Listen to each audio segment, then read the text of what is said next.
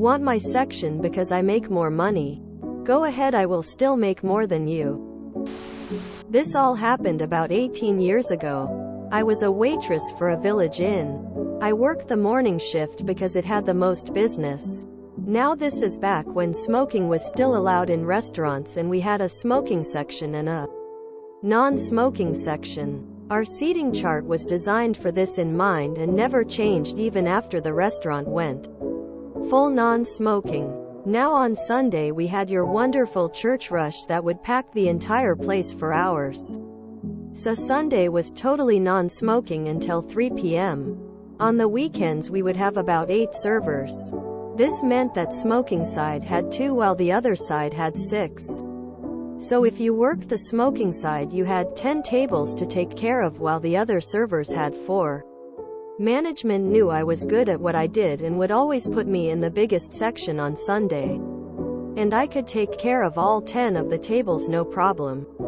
Now servers always talk about their tips and without fail I always made more than anyone else. This caused anger from some of the newer servers and they said it was because I always got the better section. Management came to me and told me what was going on. That's when we decided on malicious compliance. Okay, you can have my section next Sunday. I will take this small section. But since I am on the other side of the restaurant, I will not be able to help you much. I then got to enjoy a less stressful Sunday, did my job like normal, turned my tables and made a ton of money. The other server was running around like crazy and not getting much done. At the end of the shift they learned that they made less than the week before because of how bad they were taking care of their tables, and the church crowd are horrible if you aren't taking care of them right.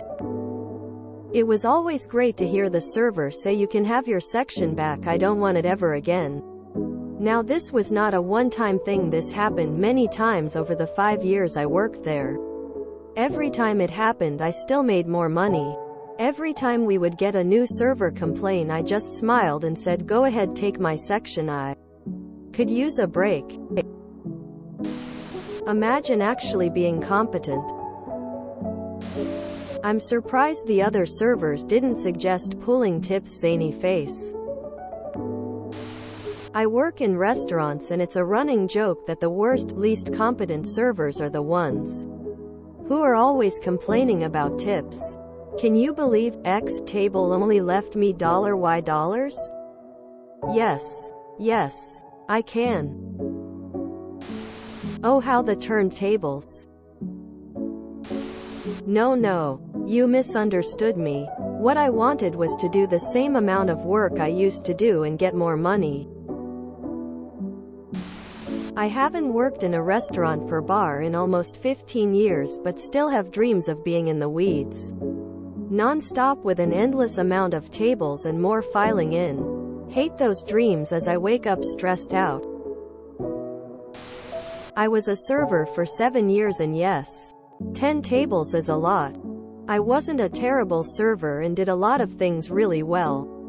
But after 6 tables I would sometimes get pretty frazzled, especially if it was constant turnover. For those who can handle 10, that's amazing. But no newbie should be given more than 4. Even if they have a lot of server experience but are new to that restaurant, it takes some time to completely become acclimated to how that place does things. Honestly, it feels like they should have been able to see that they wouldn't be ready for that section. I used to work in a restaurant as the only server most days. We had 21 tables plus counter seats. Somehow I was one of 3 waitstaff that could take the whole restaurant on by myself plus help the cooks some. No hostess and only a dishwasher part of the time.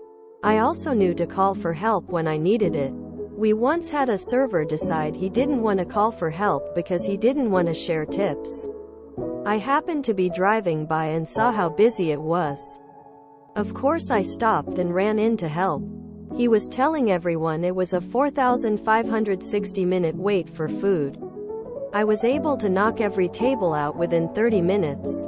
The amount of customers that called our boss to complain about him were obscene.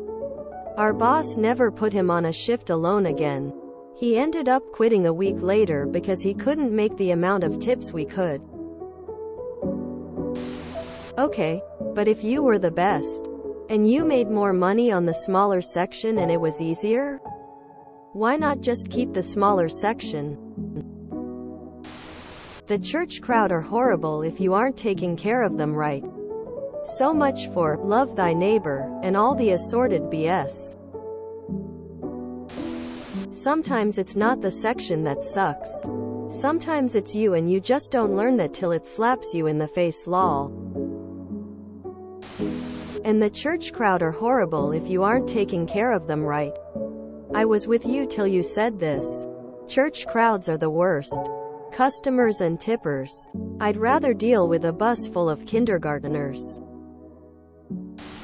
Sometimes, the best way to convince someone that they don't want something is to give it to them.